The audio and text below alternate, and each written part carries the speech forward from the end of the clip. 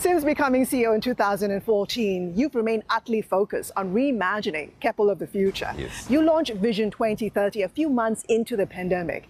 It was the result of a group of 30 leaders you put together to stress test future scenarios. Correct. What was the process like? Okay, it's quite interesting. We picked 30 of our younger leaders so that they have no baggage.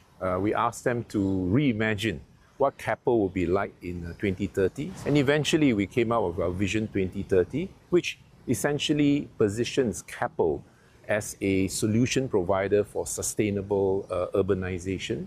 And of course, in more recent times, we have accelerated this vision to be a global asset manager and operator, focusing on providing solutions for sustainability to our end customers and also provide investment solutions for investors who are keen to participate in making the planet greener.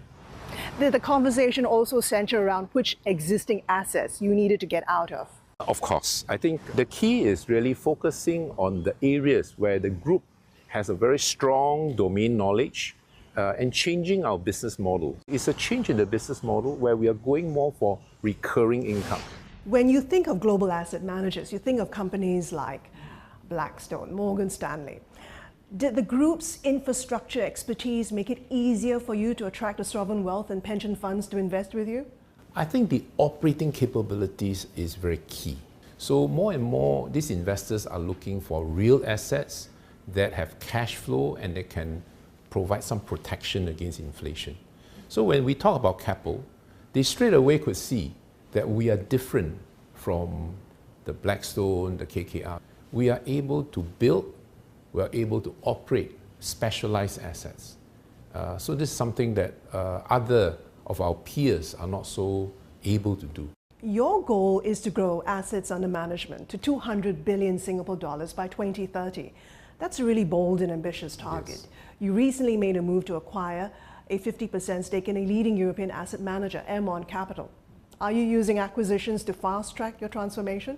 In a way, the key is this. The asset management business is really built on momentum. There's a saying in the industry, the first dollar is the hardest to raise because when you first start out, you have no track record.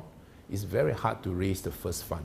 But once you have that track record, you have that momentum, you have that success, and you have the trust of your LPs, then it's a bit quicker.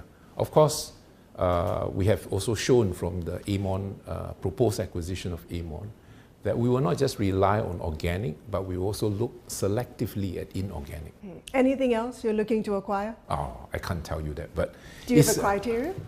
We do. As we grow organically, we hope that we will be able to see other asset managers, but probably not so much in real estate because we are quite happy with Aermont. Maybe in our other segments like infrastructure and connectivity.